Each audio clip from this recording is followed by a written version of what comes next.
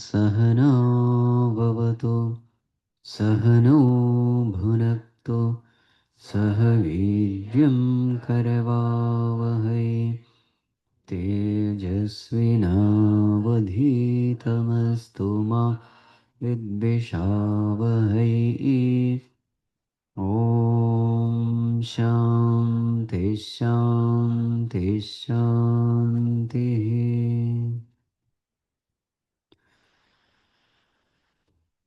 जय जय राम जानकी राम।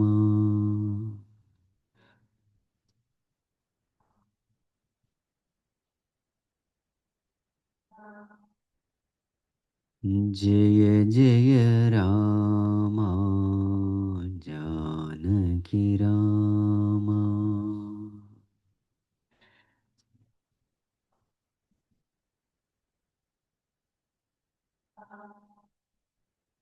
रघुकुलभूषण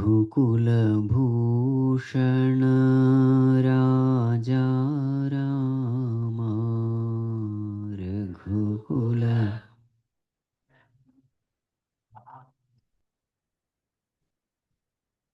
रघुकुलभूषण राजा राम। रघुकुल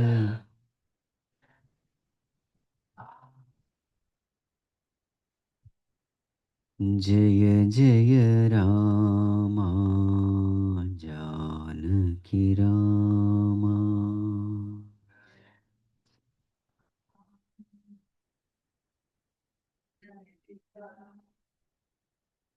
तापसरञ्जन तारक नामा।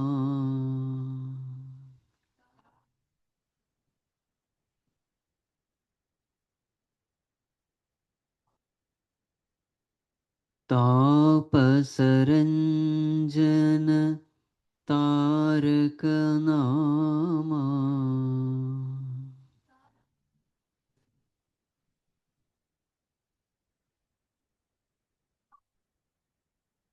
दानव भंजन कोदंड रामा।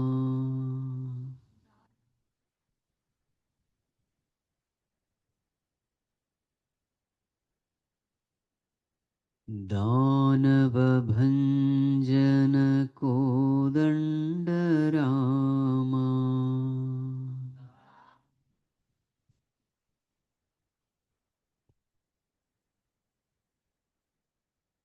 जय जय राम जानकी राम।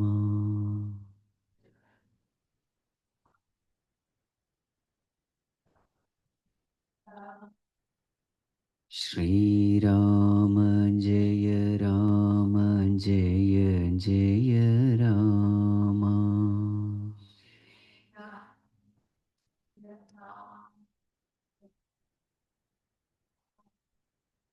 श्री राम जय राम जय जय राम। श्री राम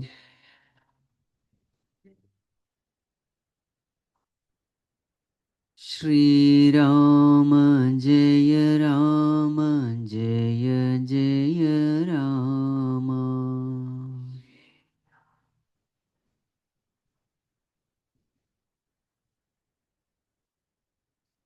जानकी राम श्री रघुराम। श्री राम जय राम जय जय राम।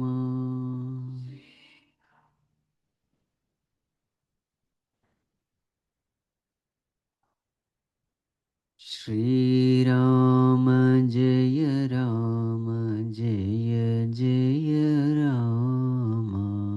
श्री राम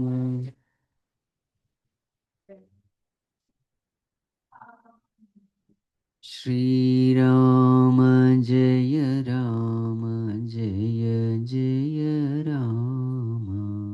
श्रीराम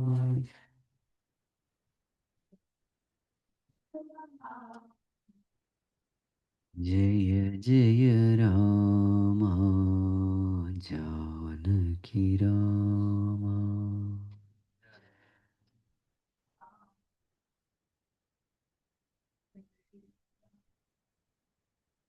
जानकी राम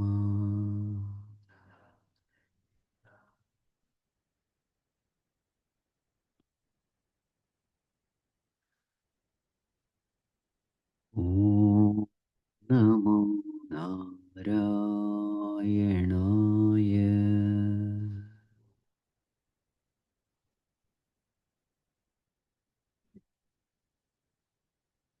ॐ नमो नारायणाय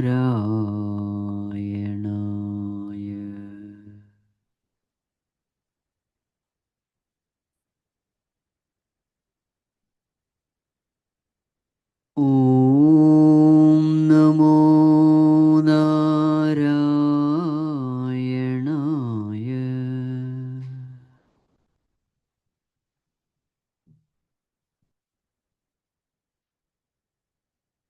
ॐ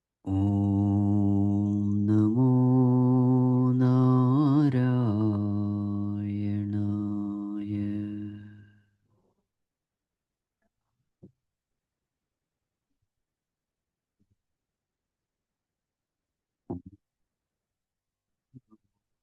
ॐ नमो नारायणाय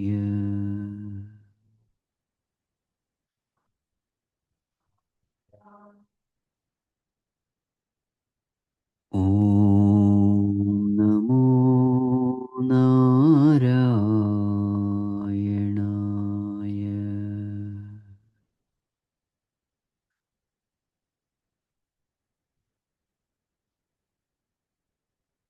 ॐ नमो नारायणाय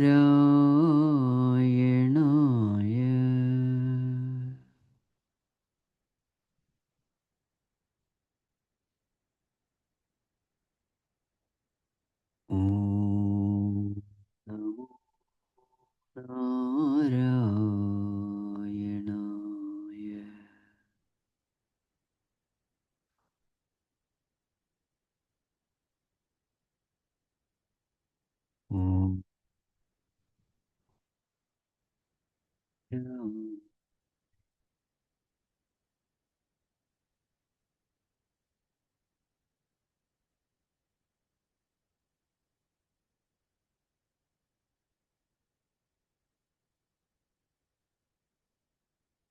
सदाशिवसमारम्भां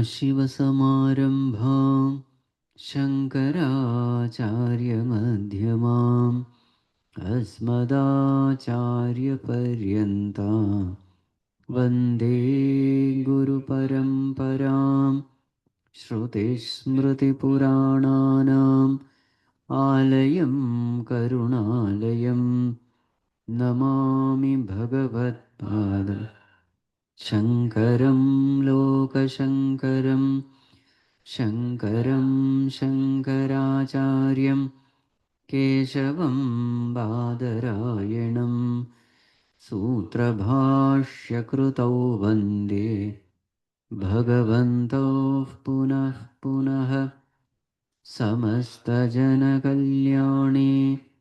निरतं करुणामयं नमामि चिन्मयं देवं सद्गुरुं ब्रह्मविद्वरं सद्गुरुं ब्रह्मविद्वरम्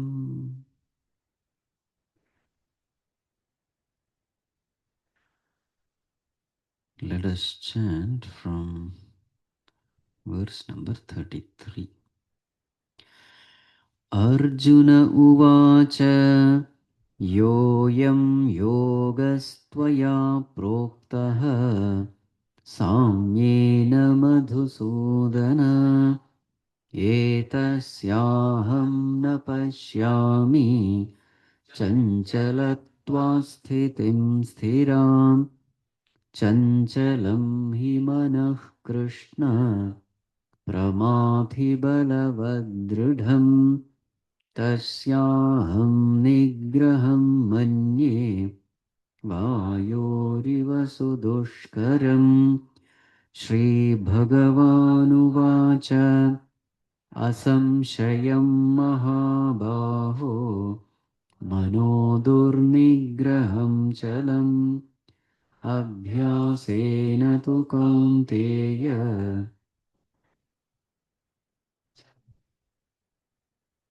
असंयतात्मना योगः दुष्प्राप इति मे मतिः वश्यात्मना तु यतता शक्यो वाप्तुमुपायतः.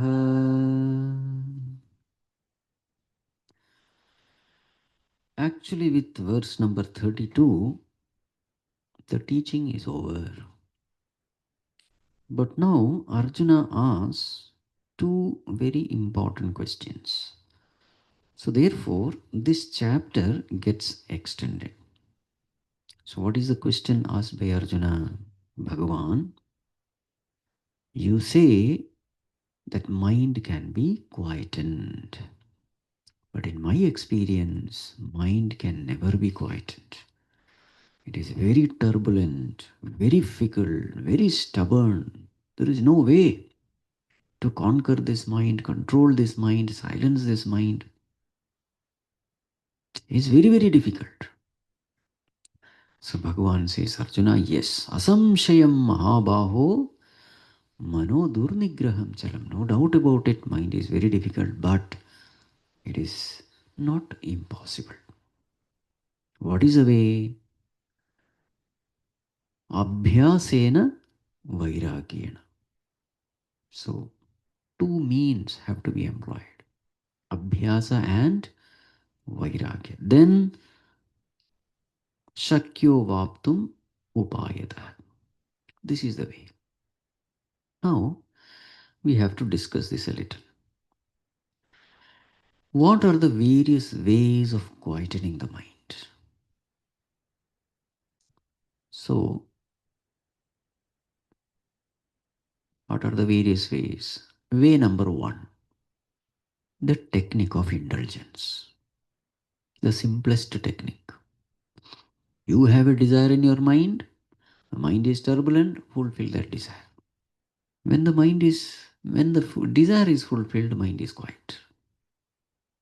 Yes or no? At least for some time. Some relief is there. That is the way. In fact, 99.99% of the people adopt this technique. There is a desire, mind is agitated, just fulfill the desire. Exactly like the child is crying, insistent. What you do? Whatever the child is asking, give it. The child is quiet. Mind and the child, with both are same only. The behavior is very same. So therefore, anyone who plans to bring up a child must master the mind. Then parenting becomes very easy because the same technique you have to employ here also. Grossified form of mind is child. Both are fickle. So this is number one. Technique of indulgence. Number two, technique of suppression. Whenever the desire comes, suppress it. Punish the mind. Tell the mind, if you entertain this desire, I will punish you. Punishment goes for whom? Mind. It works. Especially when the willpower is strong, it works. But what is the problem? When the willpower is weak. Not every time your willpower is strong. Then all that suppressed thing explodes. Exactly like the day of fasting, you don't eat anything. Next time when you eat, it will be devouring. It is not 3 meals you have skipped. you will eat 4 times the quantity. That's how the mind is. Hmm? So this is technique of suppression. That also doesn't work actually. Third technique is the technique of distraction. Mind is coming up with desire. Distract the attention of the mind to something else. The mind becomes busy with that. Hmm. Distract. Child is playing with the mobile. Your mobile, if you snatch it, it will cry. So what to do? Show a balloon. Child's attention is distracted. Mobile, it leaves without its knowledge, goes after balloon. You take the mobile. Technique of distraction. You are very much tensed, worried, stressed. Okay, let me watch a movie. It gives some relief. Let me change, do something else.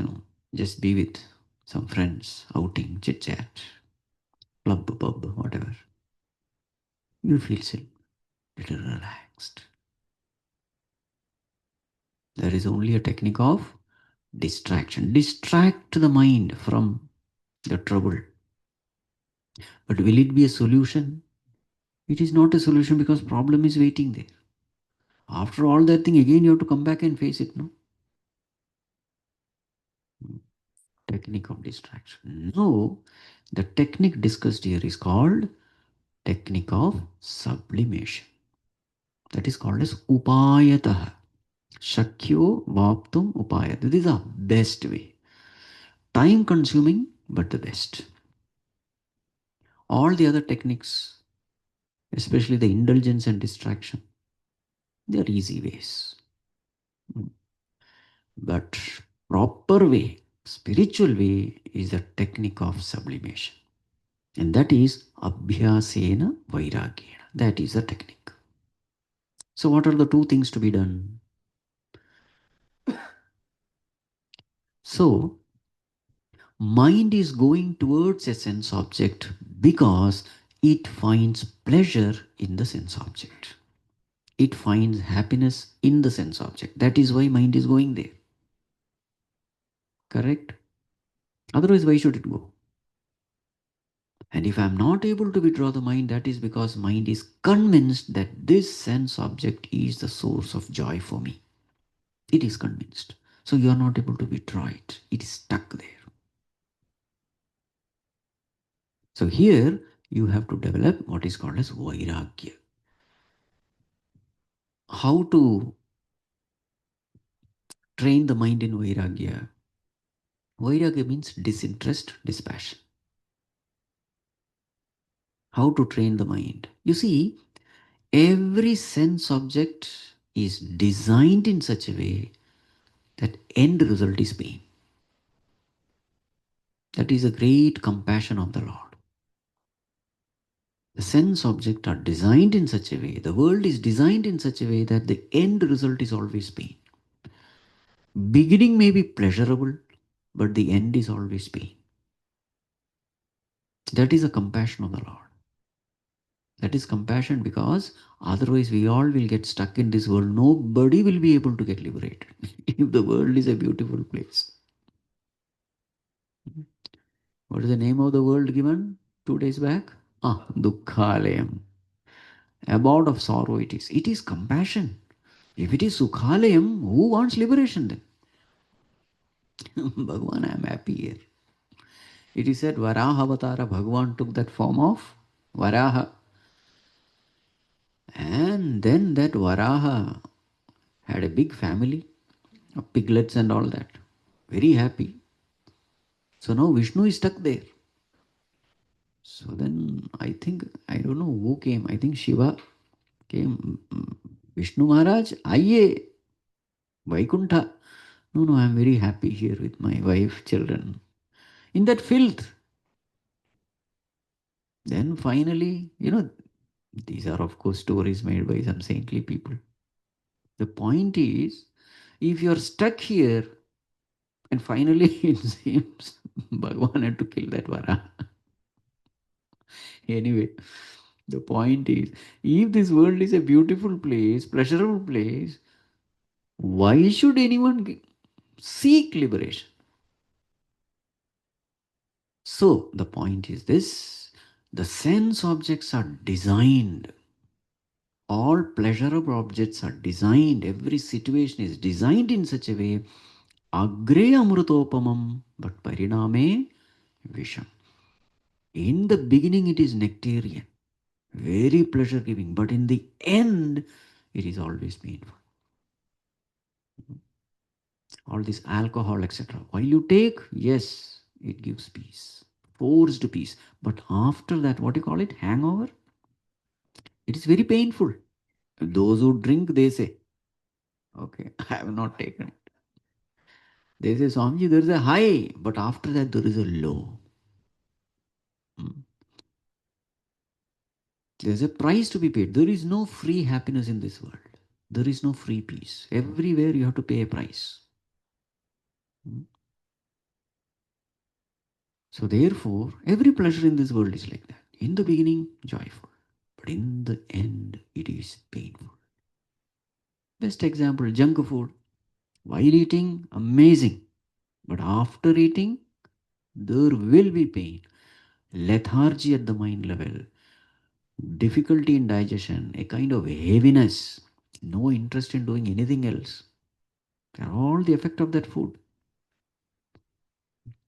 A time comes when say, I shouldn't have eaten.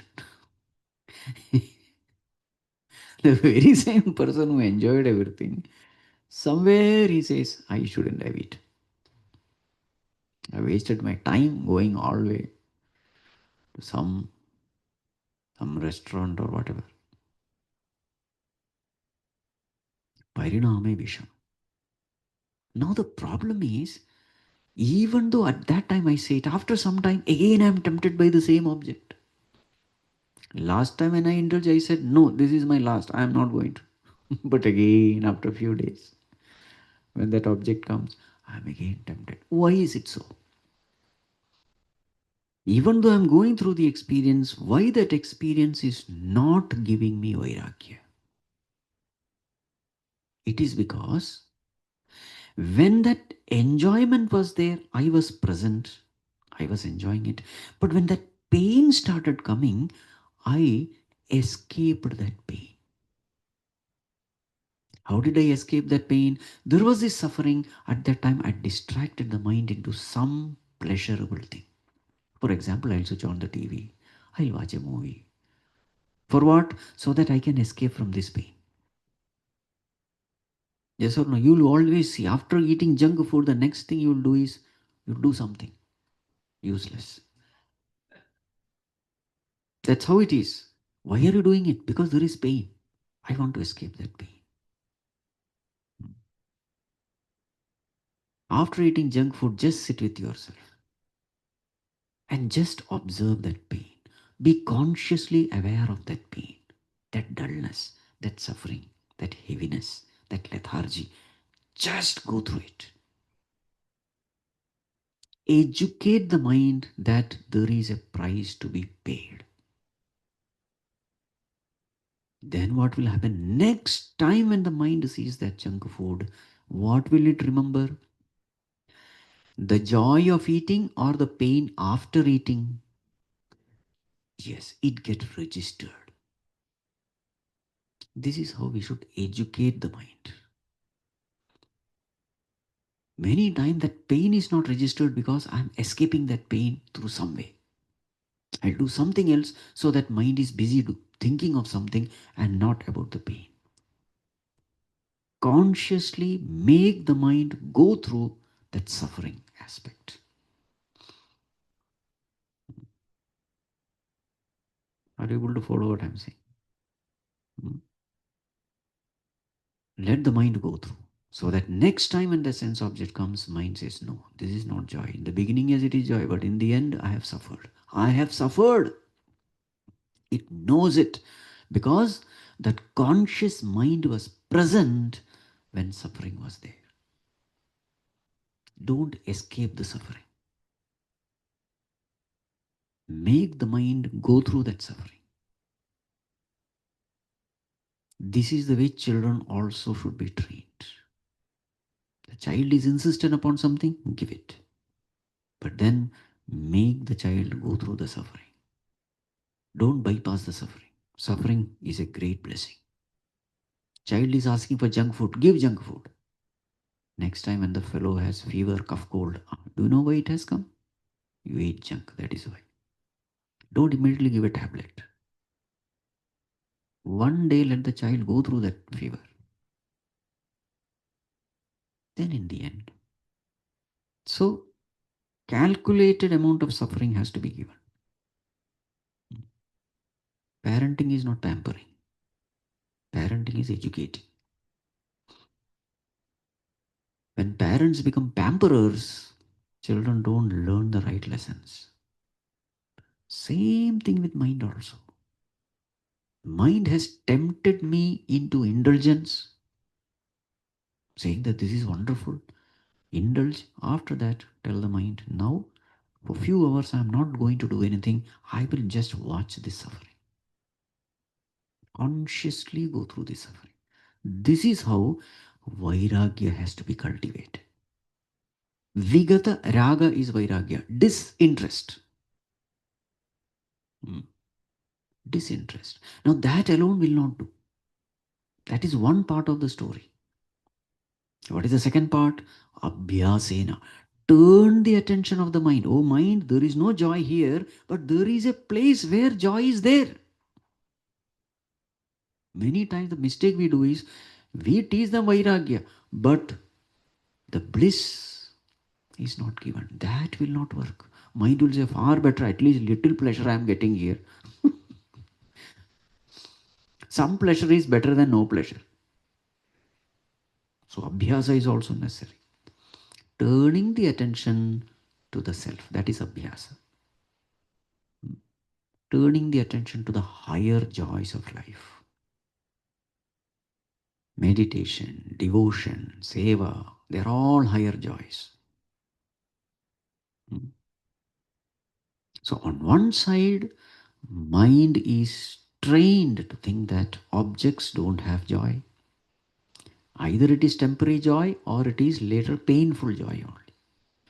On the other hand, the real joy, defect-free happiness, defect-free peace comes only from the self. This is called as Abhyasa. What Abhyasa is it? Dhyana Abhyasa. What else? Abhyasa means practice. Practice of what? Practice of uniting the mind with the self. So every day when that mind gets little glimpse of the higher joy, most fulfilling joy, in those moments you will find that mind just doesn't want to indulge in anything. Because the joy is of such high nature. Not only the quality is high, but it is more fulfilling also. So together, when you do it, then what happens? A time comes when mind has no interest in sense object. That Vairagya becomes a perfect Vairagya. Even when the object is there, it says no. That is perfect sublimation. Is that mind suppressed? No. If you don't give the higher joy, then it will lead to suppression. So together, now this is called as upayataha. In verse number 36, upayata means through right means. There is a right way. When you do it the right way, definitely mind becomes quiet. Because mind is getting whatever it wants. What does the mind want? Happiness, peace, security. It gets it. So it has no complaint. If I'm getting a tasty food and a nutritious food, tastier than the junk food, why should I go after junk food? As Gurudev used to say, suppose you are feeding your dog with good food, healthy, nutritious, tasty, why should your dog go to the street and eat some filth? Mind is also like that. I'm getting everything here, why should I go there? This is the way mind has to be conquered. So, whenever you find that mind is going towards something, start meditating upon the defect of that thing. Start meditating on the defect. That is how we should develop disinterest. Hmm. Now, Arjuna has another question. What is that question? Let us see. Arjuna Uvacha Ayate Shraddhayopeetah Yogaccalitamanasaha Aprapya Yoga Samsiddhim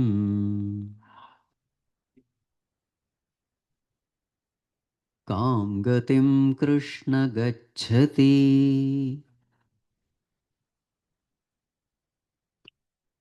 Ayate Shraddhayopeetah Yogaccalitamanasaha Aprapya Yoga Samsiddhim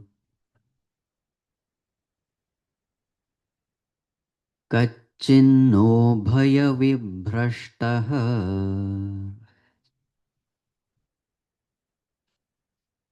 छिन्नाभ्रमिव नश्यति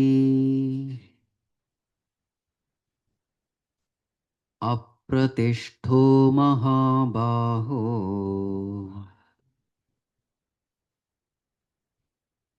विमूढो ब्रह्मणः पथि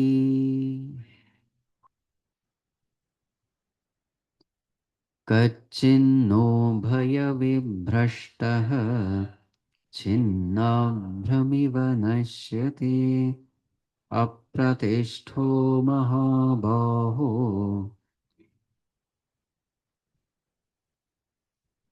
एतन्मे संशयं कृष्ण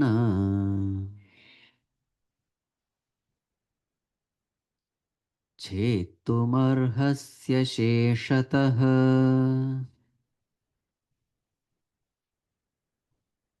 त्वदन्यः संशयस्यास्य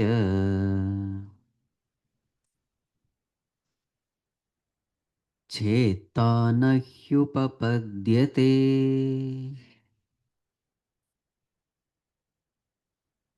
एतन्मे संशयं कृष्ण छेत्तुमर्हस्य शेषतः त्वदन्यः संशयस्यास्य छेत्ता न ह्युपपद्यते. Yes. Arjuna said, Bhagavan, yes, I accept. Now, Bhagavan, I have a question. Suppose there is this person, Shraddhaya Upetah. He has full faith in this path and he is striving also. Sincerely striving for God realization, for liberation. But en route, yogat chalita manasa. Mind gets a little distracted towards the world, worldly pleasures. Or ayati, effort is not sufficient enough to reach that higher state. He is striving, but the effort is not good enough to give him liberation. Or the mind got distracted. So naturally, one thing is for sure. What? Aprapya yoga samsiddhim. He will not attain that perfect state of yoga, the ultimate state. Kam gatim Krishna gacchati. What happens to that person? Can you say he is not doing any sadhana? No, he is doing sadhana. But the sadhana is not enough to take him there. Either he got distracted or the effort is not sufficient enough. Two things can be there. What will happen to him? One thing for sure, he has not reached that state. What happens to him? Kachit na ubhaya vibhrashtaha. He is neither here nor there. Did he do sadhana? Yes, he did sadhana. So he cannot be here. Those who don't do any sadhana, they are at the lowest level. But can you say that he is there? No. He has done some sadhana, something he has attained. But has he reached the other side? No. So neither here nor there. Ubhaya vibhrashta. Chinna abhram iva. The example given is like the cloud. You see, when the wind blows, if it is a big chunk of cloud, that cloud moves along with the wind. The cloud doesn't get destroyed. If there is no cloud, no problem. If there is a big chunk of cloud, again no problem. But suppose there is a small piece of cloud, then what does the wind do? It shatters it. Meaning, whatever little was there, gone. In the same way, Bhagavan, this person, whatever sadhana he has done, suppose before reaching there he died, what happens to that effort? Won't it go away just like that piece of cloud? Shattered, gone? Will it happen? All his efforts are wasted then. Apratishto mahabaho vimudhaha brahmanah pati, in this path towards Brahman. So, here the discussion is about yoga bhrashta. He is in the path of sadhana, but he has not done sufficient sadhana to attain that state. Or en route he got distracted. All these things are possible. What happens to him? What all things what he has gained, will it be lost? This is the question. Again, suppose you say no, next birth. Next birth, will he have to start again from square one? This is a very common question actually. No? So this question now Arjuna is asking for our sake. Whatever sadhana I have done, suppose in this birth I don't get realization. In the next birth, will I have to start all over from the beginning? All the efforts are gone. Etanme samshayam Krishna. Chetum arhasi asheshata. Bhagavan, you have to clear my doubt. Clearly, asheshata, completely. And you are the only one who can do it. Todanya samshayasya asya chetana hyupapadyate. There is nobody who can clear this doubt. Why? Because death is involved.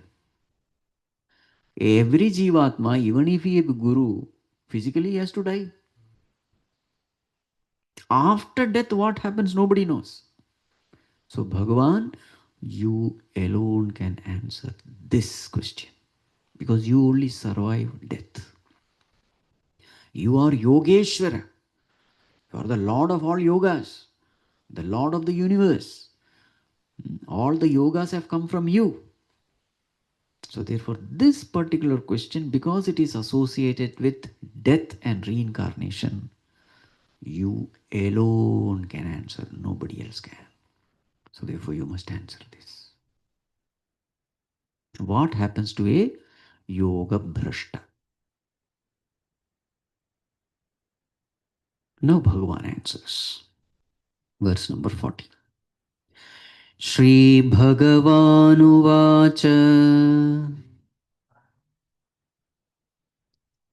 Partha naiveha namutra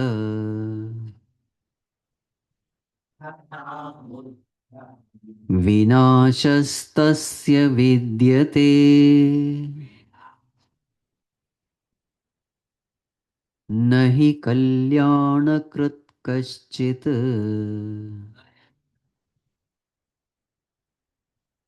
Durgatim tata gacchati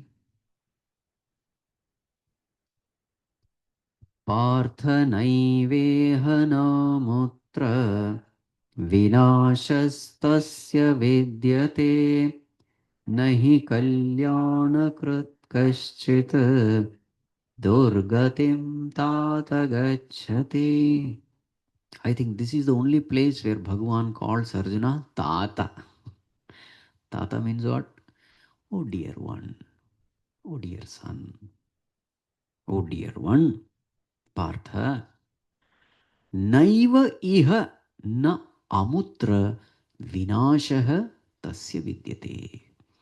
Whatever progress a person has made in the path of spirituality, it is never lost. Here or hereafter. This is a great solace for all of us. So I don't have to worry whether in this birth I am getting liberation or not. Let me go on investing. It's an investment. Nothing is wasted. Whatever little sadhana you do, chanting, japa, meditation, puja, worship, nothing is wasted. It will go on accumulating in our samskara store. It will go on accumulating. It will never get destroyed. Arjuna, let me tell you a law of this cosmos. What is the law? Nahi kalyana krit durgatim gacchati. Kalyana krit, doer of good. Kalyana means good, not marriage. In some language, Kalyanam means Sita Kalyanam. Not that Kalyanam here. Kalyana generally means auspiciousness. Nahi Kalyana Krit, doer of good, Durgatim Nagachati. He will never end up, what do you call it? With a bad fate. Durgati.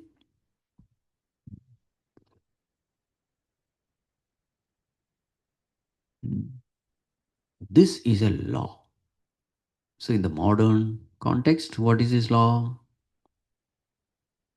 Doer of good, nothing bad happens to him. So in another way, Sanskrit we say, Dharmo Rakshati Rakshitah. The one who protects Dharma is protected by Dharma. Mhm. Doer of good never attains evil fate, we can say. Put in another words, as you sow, so shall you reap. So in Bhagavad Gita, where does that line come? As you sow, so shall you reap. This is the one. In Bhagavad Gita, that law comes here. Law of karma, we can say. This is the essence based on which the whole cosmos is functioning. Very important law. You can apply it everywhere. And it simplifies our living so much. This one law. How does it simplify? If this is the law, I don't have to bother about what others are doing to me. What all kinds of things the world is going through. What all kinds of people are around me. What all kinds of situations I don't have to bother about any of these things. I have to just take care of my thoughts, my deeds, my words. Thought, word, deed. Manasa, vacha, karmana. Always ensure that you are doing only good to others. Then it is a cosmic law that only good should happen to you. That is a cosmic responsibility.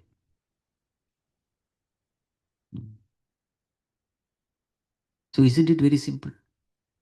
Trying to change others, impossible. Try to change people around you. No. Wherever you are, be there and ensure that you are only doing good to others. Then the law is only good will happen to you.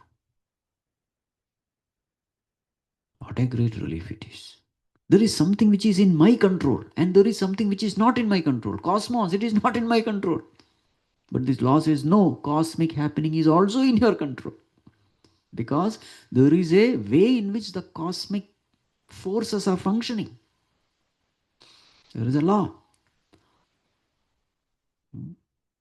Directly you cannot control the cosmic force, but there is a way in which you can control. What a great relief. Just do what you can do. Don't worry about what you cannot do.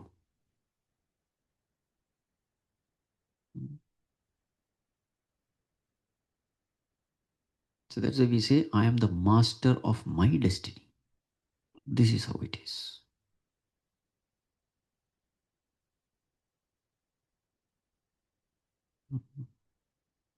So there is a very famous question. Why do good people suffer?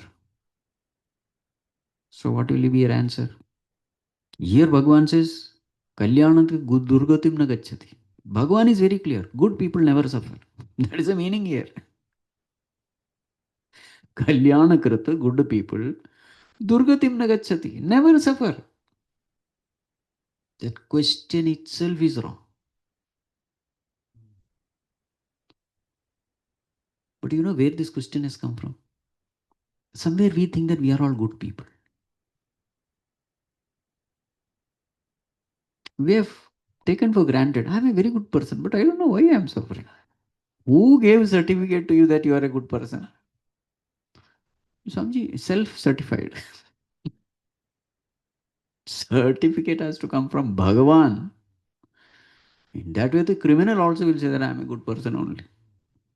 Situation forced me to do that. Oh, everybody will have some justification.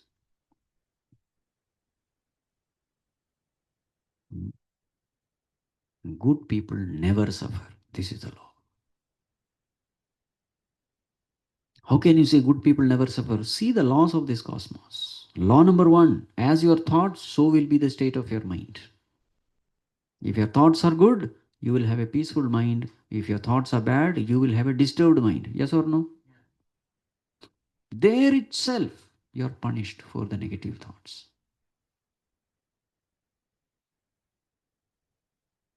Who suffers? Bad people suffer. Bad people means people with bad thoughts. Law number one. Law number two, purer the thoughts, greater the control over the mind. When your thoughts are pure, your control over the mind is greater. Everything in life is based on control over the mind. If you have control over the mind, there is inspiration, there is focus, there is dedication, there is hard work, whatever is necessary for success. All the factors are associated with the mind only. And that mind, when it is in my control, I am easily able to manifest, bring out all those factors which are necessary for success. And mind comes under my control when mind is a pure mind, meaning full of good thoughts. So who suffers? Bad people suffer. Good people with a good control over the mind, they achieve success wherever they go. Law number three, as your thoughts, so will be your personality. Good thoughts, your personality will be a cheerful, dynamic, happy personality, attractive personality. Bad thoughts, repelling personality. Very soon you will find yourself lonely. Nobody will come anywhere near you when the thoughts are negative, vulgar, impure. Who suffers? Bad people only suffer. Law number four, as your thoughts, so is the world perceived by you. What kind of world are you seeing in this world? Depends on what kind of thoughts you have. If your thoughts are all negative, you will see a negative world around you. Remember, it's a perception. You are seeing. What are you seeing? I am seeing only. Duryodhana saw only terrible world. He said the whole world is terrible, only I am good person. Yudhishthira went around and said, no, no, everybody is good. I think I am the worst. He was seeing only good. What you pay attention to, that you will see. People with negative thoughts will pay attention only to negative things. And this, oh, I don't know, Swamiji, what is happening to this world? Oh, so many good things are happening. Why don't you see that? Mhm. As your thoughts, so is the world perceived by you. Good people with their good thoughts see a beautiful world. Bad people with bad thoughts see only a terrible world. And they suffer in their perception. Remember, that is a problem. Next one, as your thought, so is the world formed around you. It is not only perception. You attract negative elements towards yourself with your own negative thoughts. A criminal minded person automatically attracts a criminal world around him. His tendency is criminal. Somebody said something, immediately he is, what you call, uses harsh words, harsh action, harsh speech. Naturally, some hitting, beating, everything happens. Where does he land up finally? As your thought, so is the world formed around you. Divine people with divine thoughts create a divine world around them. Wherever they go, there's a beautiful world. That is law number 5. Law number 6. As you sow, so shall you reap. What comes from you comes back to you. So who is suffering in all these laws? Bad people only.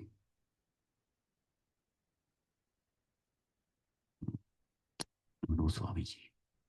Jesus Christ was such a good person. He was crucified. How will you answer that? When he was crucified, what did he say? Oh God, forgive them. They don't know what they are doing. Now, forgiveness comes from a peaceful mind or a disturbed mind? A disturbed person only can curse others, can never bless others, forgive others. No way. So now this is the glory. You see, even when he was crucified, his mind was absolutely peaceful. That is Bhagavan's responsibility to ensure that his devotee never suffers. That is the glory of the Lord and the glory of the devotee of the Lord. But even when Gurunapi Navichalyate, we saw it. Yasmin stitona dukkhena Gurunapi vichalyate. Even the greatest sorrows cannot agitate him. So that peace is the proof that good people don't suffer.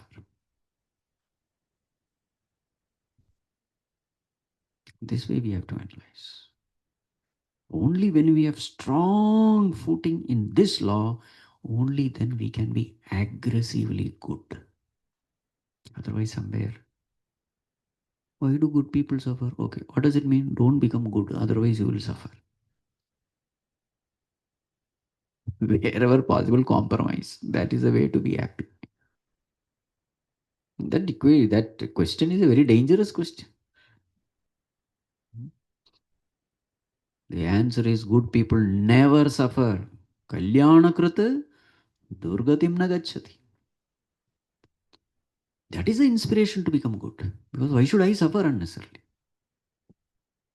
The only way to escape suffering is be good, do good.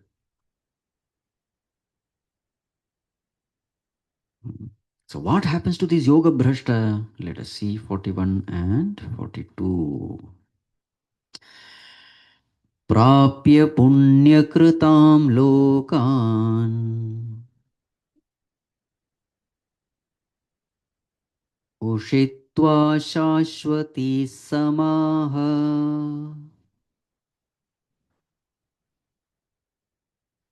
शुचीनां श्रीमतां गेः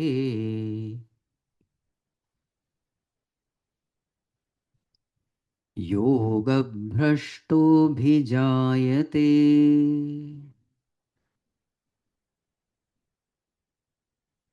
प्राप्य पुण्यकृतां लोकान् उषित्वा शाश्वती समाः शुचीनां श्रीमतां गेः योगभ्रष्टोऽभिजायते अथवा योगिनामेव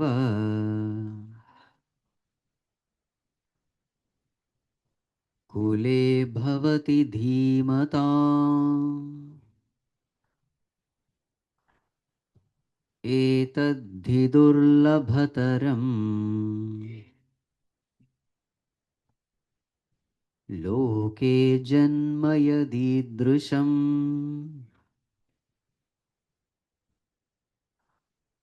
अथवा योगिनामेव कुले भवति धीमताम् एतद्धि दुर्लभतरम् लोके जन्म yadidrisham. Yes, Arjuna, that yoga bhrashta, even though he has not attained that supreme perfection in that birth, nothing is lost. What happens after his death?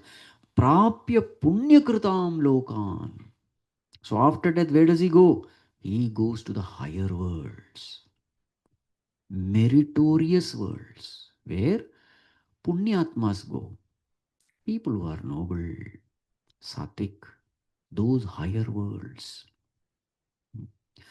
Greater the purity, higher the world he goes. We have so many worlds. What are the higher worlds? Bhuhu, Bhuaha, Suaha, Mahaha, Janaha, Tapaha, Satyam. Bhuhu, Bhuaha, Suaha, Mahaha, Janaha, Tapaha, Satyam. 7 worlds. This world is called Bhu, Bhurloka. So since we are talking of Punyakritam Loka, the higher worlds. But if he is a criminal, then lower worlds. What are they? Atala, Vitala, Sutala, Talahatala, Mahatala, Rasatala, Patala. Okay, lower worlds are also there. Let us not discuss that now. Punyakara is a yoga brashta. Throughout his life, he has lived a very good life. He has done sadhana also, served others also, done a lot of charity. He has lived a very good life, doing a lot of seva. People have been benefited by them, by him. Hmm. So when he died, many shed tears of love, of gratitude, of sorrow.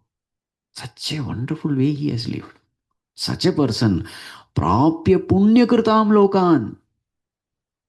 Now he doesn't have to depend on his children to do all antyakarma, etc. Let us be very clear. Let us not depend on others for our urdhogati. Many times people are worried, what will happen if my son or my daughter doesn't do this antyakarma, etc. Why are you depending on them? Depend on your own karma, no? Live such a noble life that you say, I don't care whether they do it or not. By my own merit, I will go to the higher worlds.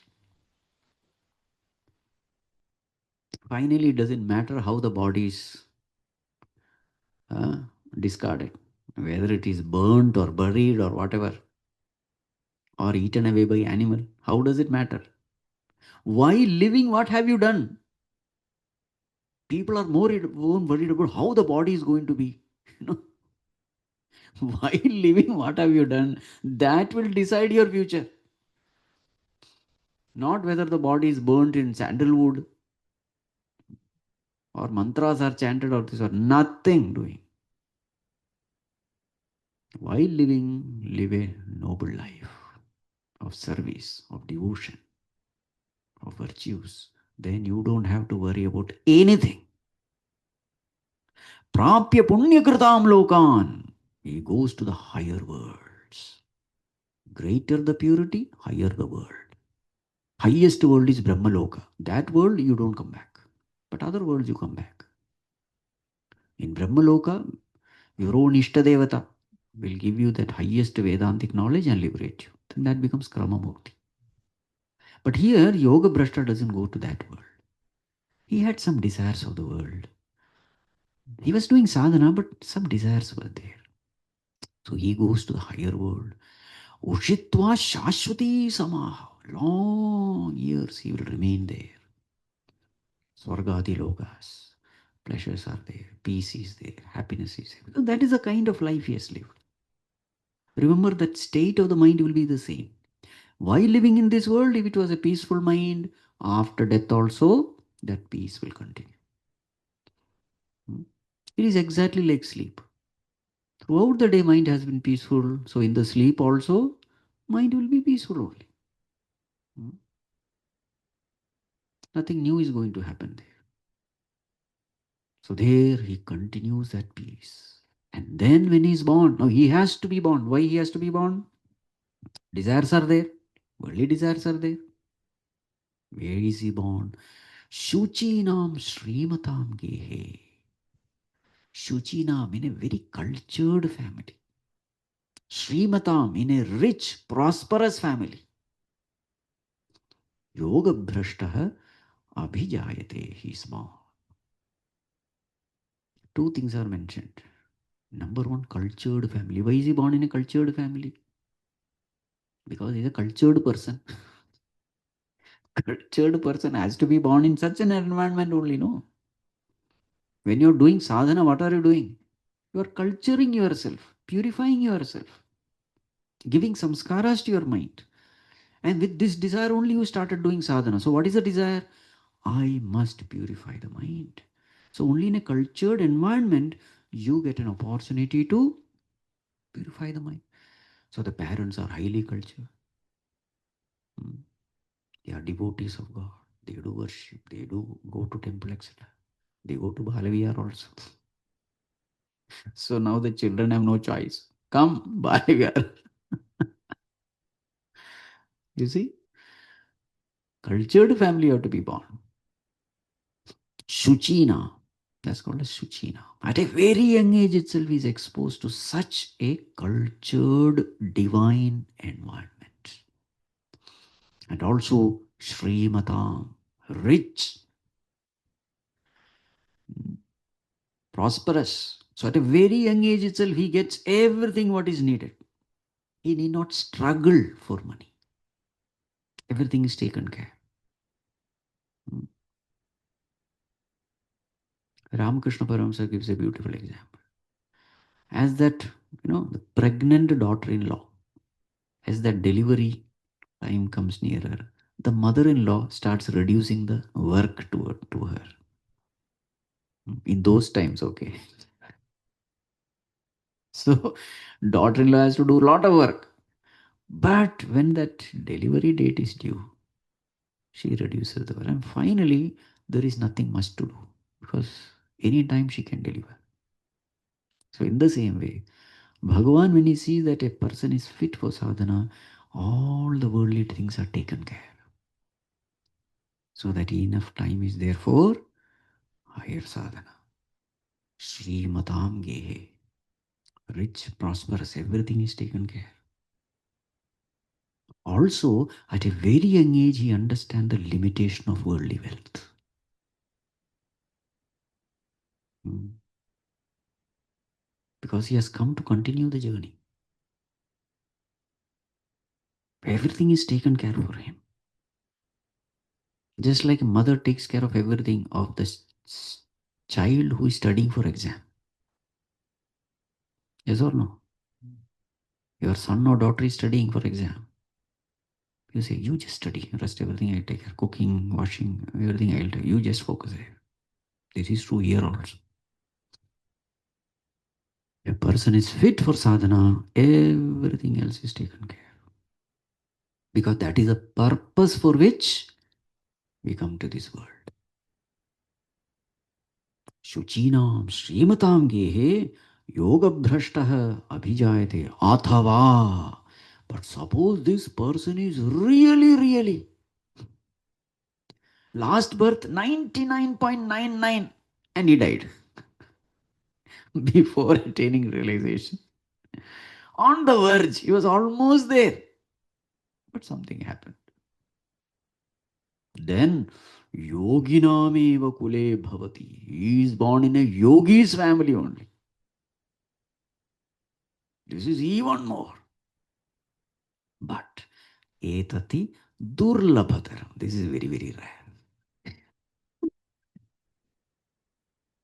Loke Janmayadita. This is very rare. To be born in a yogi's family. Why is it rare? Yogis don't marry. That is the problem.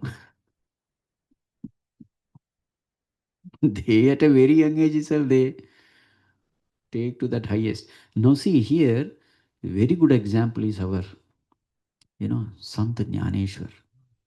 his parents, Vittal Pant and Rukmini.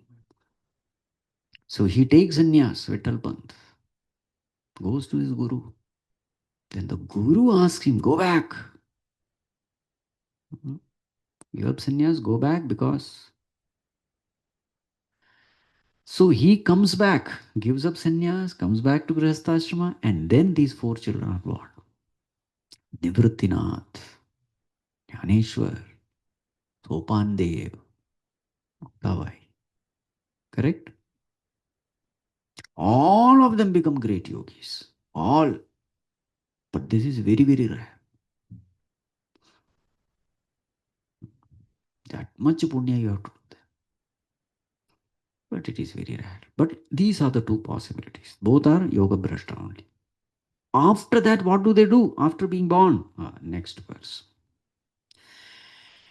Tatra tam buddhi sanyogam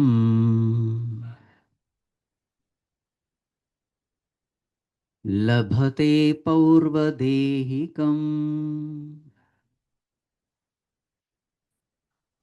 yatate cha tato bhuyah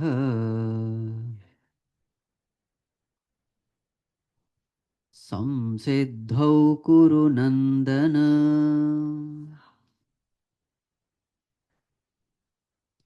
Tatra tam buddhi sanyogam labhate paurvadehikam yatate cha tato bhuyah samsiddhau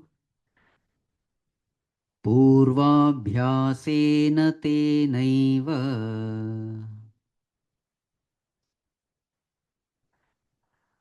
ह्रियते ह्यवशोऽपि सः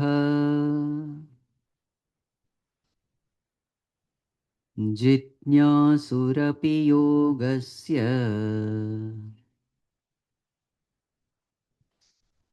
शब्दब्रह्माति वर्तते.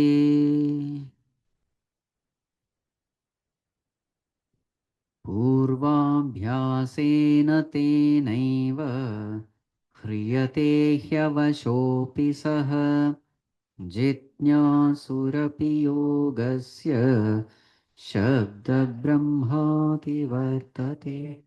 Yes, after being born, tatra tam buddhi sanyogam labhate paurvadehikam. Paurvadehikam. In his previous birth, what all he had gained, attained, hmm, he, wherever he has left, that he just gets it in this new birth. A contact has been established. Everything is there in the samskara. It appears to him as though he is just revising things. Very easily he moves forward.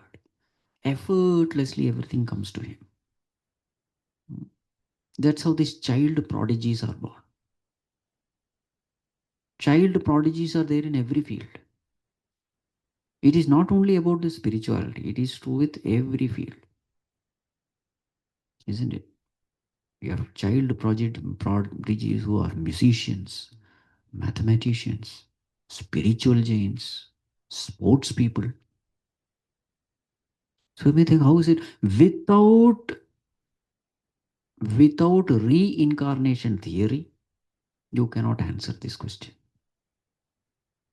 How is it that a child learns everything quickly? The other fellow is struggling. Here is a fellow who tuck gets it. How will you answer? If you don't believe in reincarnation theory, Punarjanma philosophy, you cannot answer this. Then you will have to say God is very partial. See, this child is born in a very good family. That child is born in a slum. How can you love that God then? God is partial, isn't it then? One child is born in a very good environment, the other child is born in a very terrible environment. And if you say that there was no previous birth, both of them are at the same starting point, how can you answer this? Then I cannot love that God who is partial. The whole bhakti philosophy will collapse. So Punarjanma answers so many such questions. Tatratam buddhi sanyogam labate. Next birth, whatever, wherever he has left, he continues from there. Yatate chatato bhuyah. His journey continues. Whatever he has gained, he just revises as though, gets everything, and from there he continues his journey. Purvabhyasena tenaiva hriyate hyavashaha saha. Helplessly is drawn towards that path. Avashaha, helplessly. Hriyate, he is drawn. Just like how an iron piece is drawn towards a magnet. Iron piece is helpless. And this thing, what is happening to me? He just goes. This is true with all spiritual seekers. Suddenly, somewhere, some book he reads or some talk he hears, and suddenly he will say, oh, this. Our Gurudev himself, an atheist. Why did Gurudev go to Himalayas? To expose all these Swamis. These Swamis, so Gurudev was a journalist. All these Swamis are useless. They don't contribute anything to the society. They just eat and do nothing. Burdens to the society, leeches in the society. I will expose them. So, catching hold of some unknown Swami is of no use. I'll catch the biggest Swami. Who is the biggest Swami there? At that time in the Himalayas, in Rishikesh, Swami Shivanji Maharaj was there. Very famous in the Himalayas. I will go to him, conduct an interview, and expose him in my newspaper.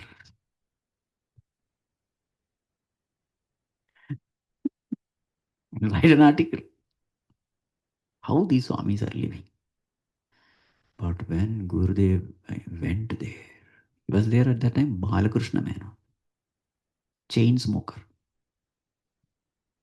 But when he went there, he was stunned. Here was this Swami and all the ashramites getting up early in the morning, taking bath and doing yogasana, meditation, prayer. And after breakfast, everybody is busy serving others. And this Swamiji himself, embodiment of humility, embodiment of devotion, embodiment of knowledge. And he himself was a very famous doctor in Malaysia. Left everything. Earlier his name was Kupu Swami. Left everything and he was just serving mankind with all humility. So in the ashram there was printing press which was running, and there was a bhajan hall, and there's a dispensary. Everybody is busy. Balakrishna Menon was the only one with a beedi in hand. Food, sattvic food. No non-veg, nothing.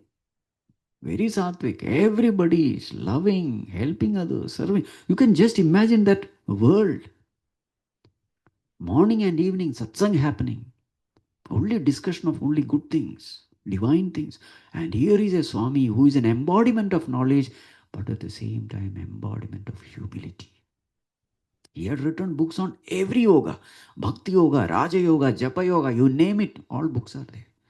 Finally, Gurudev came back with a bundle of books. He went there to stay only for 3 days or something, but weeks together he stayed there. He understood how small he is and how big this Swami is. It was as though, you got trapped in front of a lion. You went there thinking, I am the lion. Complete transformation. Within 6 months, here is this Balakrishna Menon coming and saying, Swamiji, give me sannyasa diksha. Swamiji said, wait for some more time. Maybe you might change your mind. No. You see, that picture is there, black and white picture. That sannyasa is given.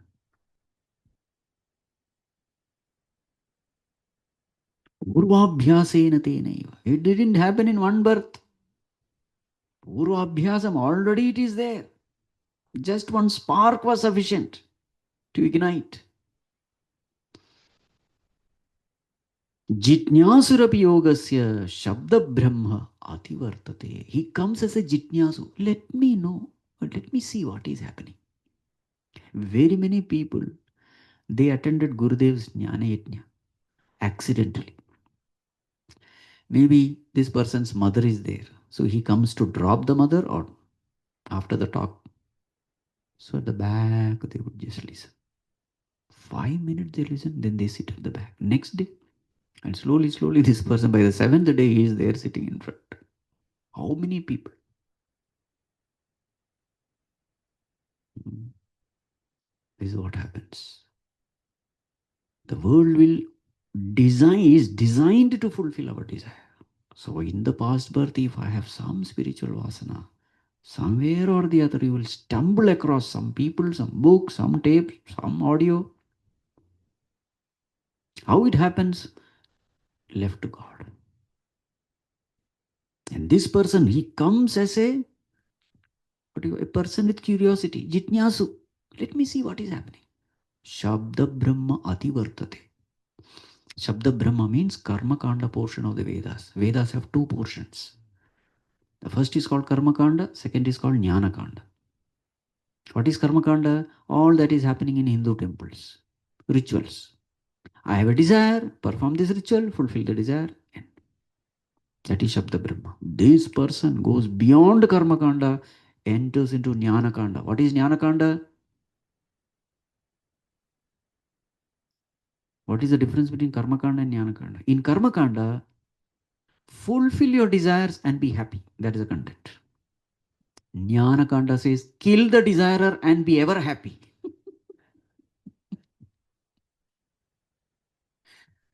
There's a huge difference. Fulfilling the desires gives you temporary happiness, whereas killing the desirer, killing the ego, permanent happiness. But that needs subtlety, that needs purity. That is called as spiritual maturity. Immature people, they want to fulfill the desire and be happy. Mature people, they kill the desirer and they become happy. That is the meaning Shabda Brahma Ativartate. Very easily he crosses over Karma Kanda and enters into Jnana Kanda. Now he is interested only in the Upanishad, in Bhagavad Gita. That is what charges him, not all these rituals, etc. And then what happens? Next one. Prayatnadyatamaanastu yogi samshuddha kilbishah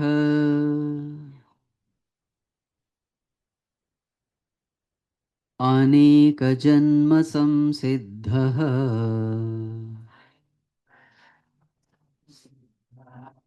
ततो याति परां गतिम् प्रयत्नाद्यतमानस्तु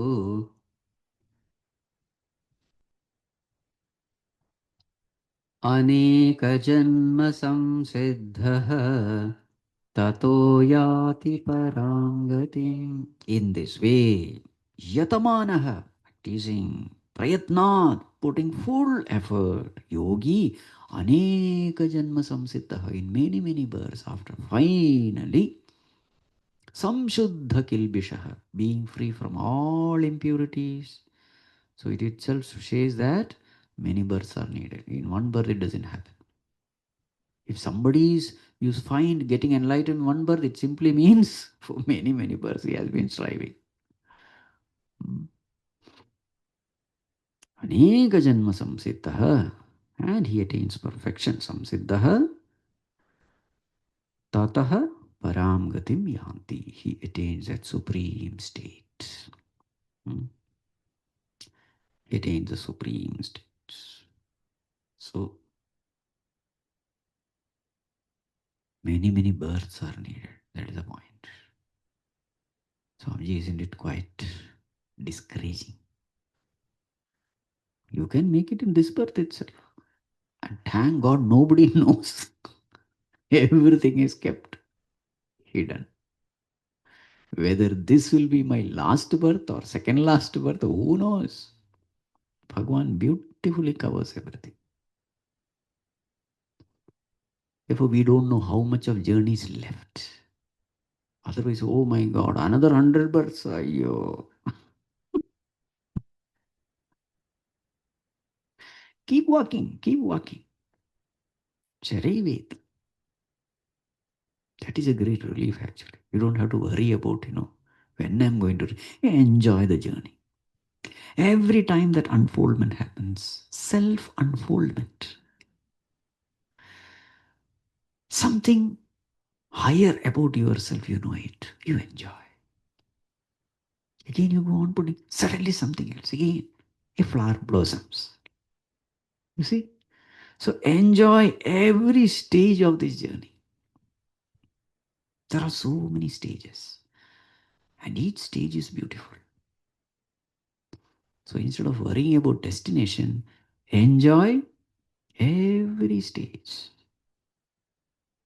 Then the journey won't be boring. Celebrate every little success. You could win over one addiction, one negativity. Celebrate it. Then you thoroughly enjoy life. That is the way.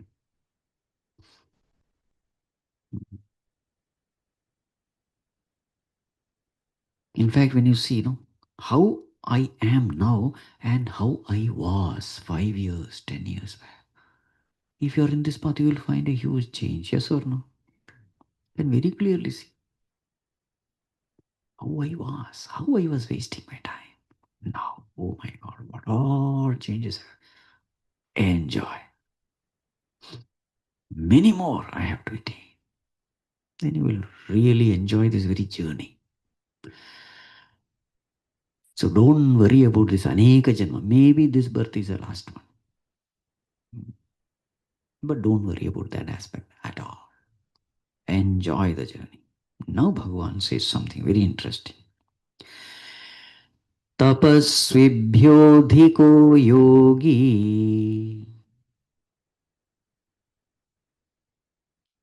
ज्ञानिभ्योऽपि मतोऽधिकः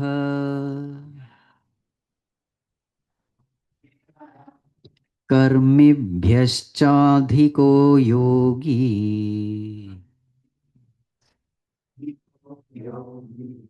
तस्माद्योगी भवार्जुन.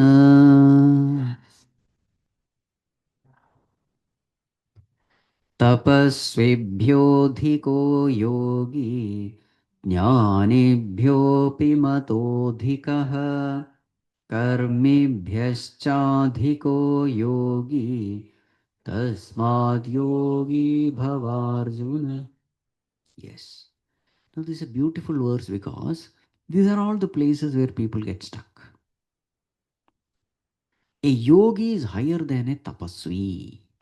A yogi is higher than a jnani. A yogi is higher than a karmi. Three terms are used.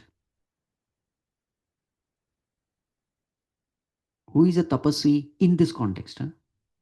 One who does tapas, austerity, without knowing,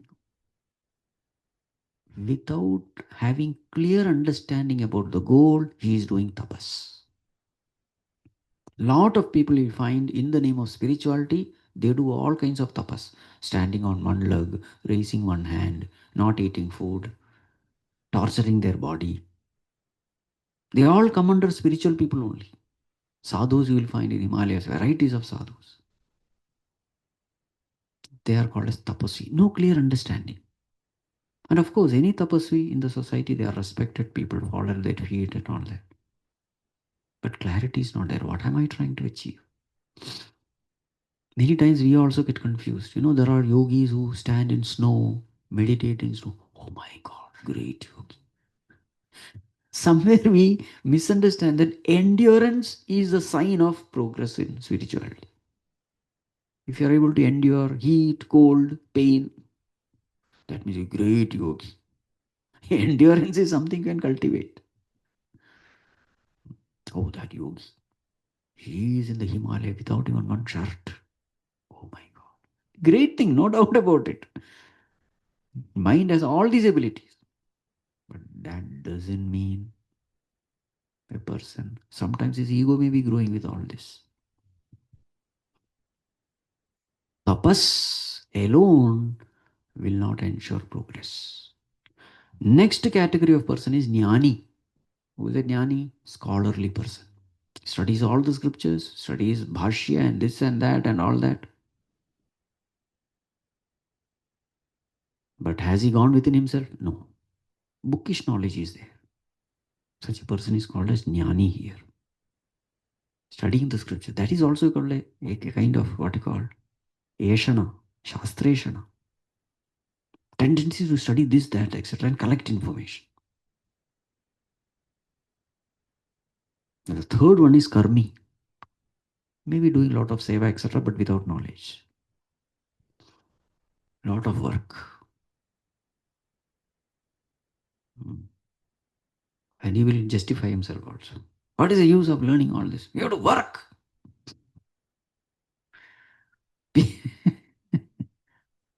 Now, the point of criticism is this: you must have all the three.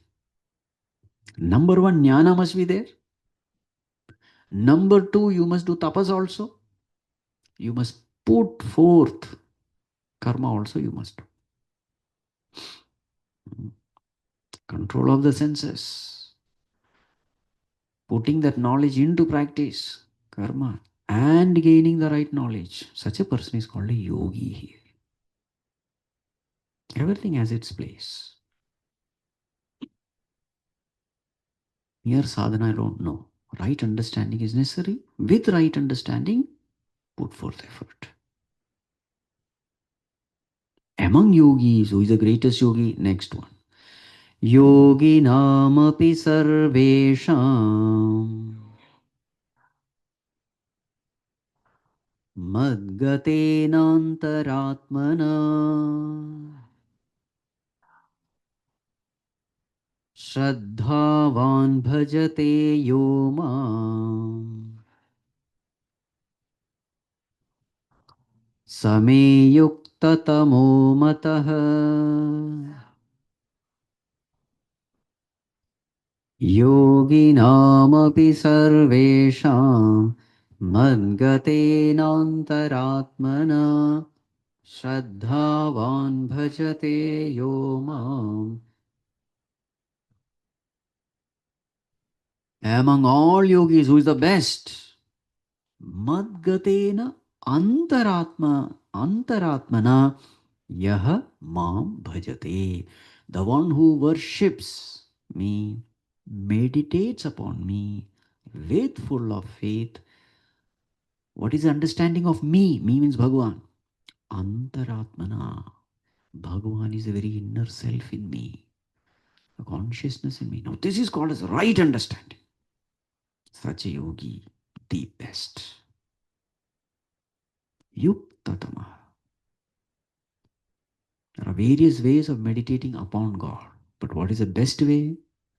Meditating on God as your own self. I am the very antaratma in you, the inner self in you. See, that's the best. Meaning, right understanding. Do all sadhana with this right understanding that Bhagavan is the very self in me, consciousness in me. So with this, the chapter ends. Om Tat Sat. Iti Srimad Bhagavad Gitasu Upanishatsu Brahma Vidyayam Yoga Shastre Shri Krishna Arjuna Samvade Atma Sanyama Yogo Nama Shashtodhyayah. Yes, the sixth chapter is also called as Atma Sanyama Yoga, yoga of self control.